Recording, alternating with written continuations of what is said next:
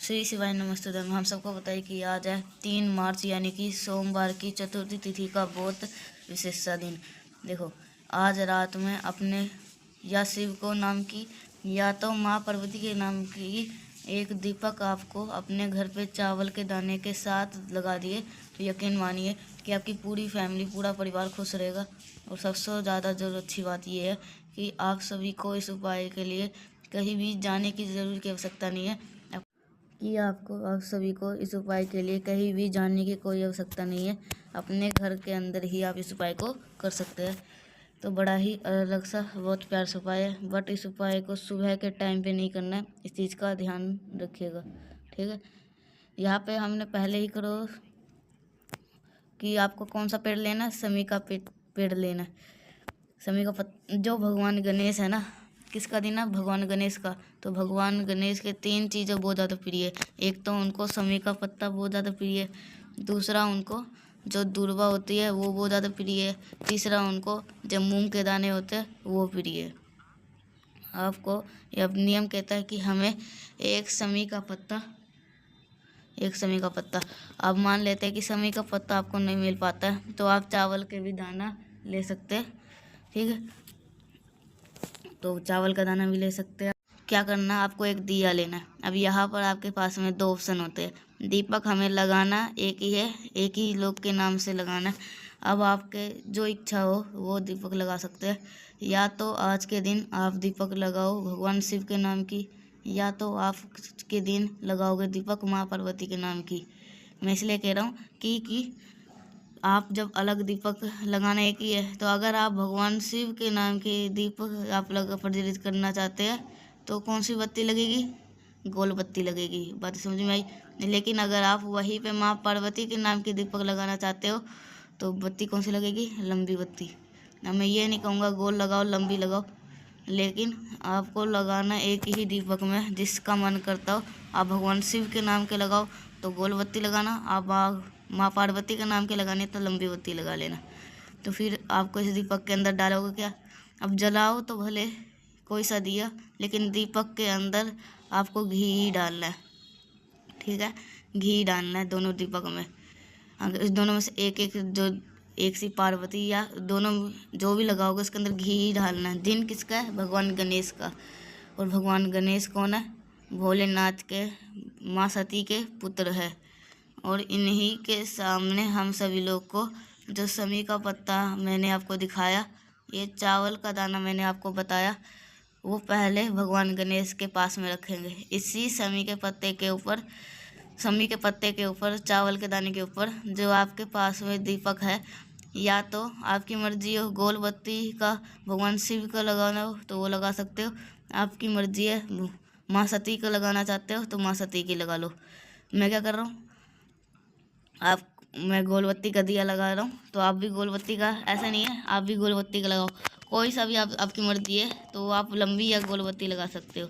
तो दीपक को प्रज्वलित कर देना। अब आपको भगवान गणेश से विनती करनी, कैसे करनी है? हे विघ्नहर्ता भगवान गणेश, हमारे घर में, हमारे फैमिली में, हमारे पूरे परिवार में इस प्रकार से समस्या होती है, इस प्रकार से कष्ट रहते हैं, तो आप हमारे घर परिवार की इन समस्याओं को दूर करें। और हम ये दीपक आपके सामने प्रज्वलित कर रहे हैं भगवान शिव के नाम से। तो ये कह देना तो माँ सती के नाम के लगा रहे हो तो कह देना माँ सती के नाम के लगा रहे हैं। ऐसे प्रार्थना करके दीपक को प्रज्वलित कर लेना। जलते हुए दीपक के अंदर 1 चुटकी चावल का दाना अपने पूरे घर परिवार के इच्छाओं का स्मरण करते हुए उनकी उन्नति के लिए, उनके तरीके के लिए अगर आप विनती कर लेते हैं तो आपके फैमिली में कभी भी कोई दिक्कत नहीं आने वाले करिएगा। तो पहला उपाय आपको समझ में आ गया होगा। आगे बढ़ते इस वीडियो के हम अपने दूसरे उपाय की तरफ, जो कि आपको करना होगा रुद्राक्ष के साथ में। अभी तक मैं बताऊं तो कि इस बार जो रुद्राक्ष के साथ आपको करना है, ठीक है। तो जो कि फिर आप सभी लोग को एक घंटे तक रुद्राक्ष को आपके घर में है, उस रुद्राक्ष को कलश के अंदर डाल दो। कलश के अंदर डालने के बाद में आप सभी लोगों को 1 घंटे तक रुकना है। कितने देर तक? 1 घंटे तक रुकना है। जो रुद्राक्ष होगा कलश के अंदर पड़ा रहने दो पानी भर के। तो 1 घंटे के बाद में रुद्राक्ष को निकाल करके अपने घर पे रख देना और इस रुद्राक्ष के जल को लेकर के पहुँच जाना महादेव के शिवलिंग के पास में।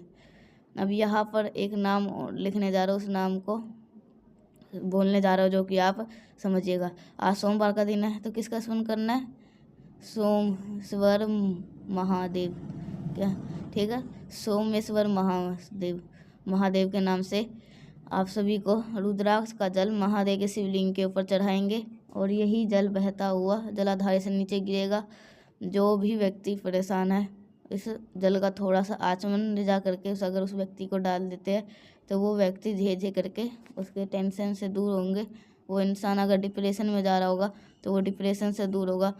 अगर बहुत ज़्यादा प्रॉब्लम आ रहे होंगे तो वो जल्दी छूट जाएगा। करने की कोशिश करिएगा इस उपाय को, जिससे आपके घर में कोई भी संकट लड़ाई नहीं आएगा। एक चीज़ का और ध्यान दीजिएगा, जब आप कलश के अंदर रुद्राक्ष को निकालोगे ना तो उंगलियों से मत निकालना। अगर आप जल भरे हुए कलश के अंदर अपनी उंगली डाल दी तो वो स्वीकार जल नहीं होता है महादेव के द्वारा। इसलिए चीज़ का ध्यान रखें। कभी भी कोई भी चीज़ कलश में से निकालो तो उंगली डाल के नहीं, चम्मच ले लो, थोड़ी सी लकड़ी ले लो, कुछ भी ले लो, बस ऐसे निकाला करो, उंगली दे के नहीं।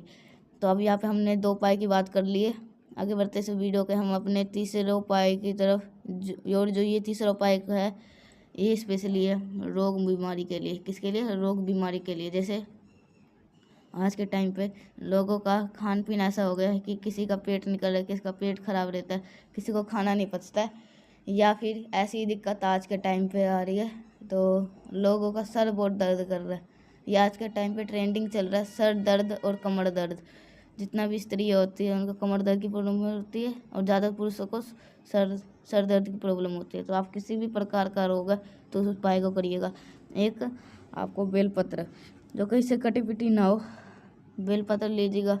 बेलपत्र लेने के बाद में अगर आपके घर समी का पत्ता हो तो एक समी का पत्ता ले लो। समी का पत्ता नहीं है तो चावल का 1 दाना ले लो, लेकिन लेना ज़रूर है।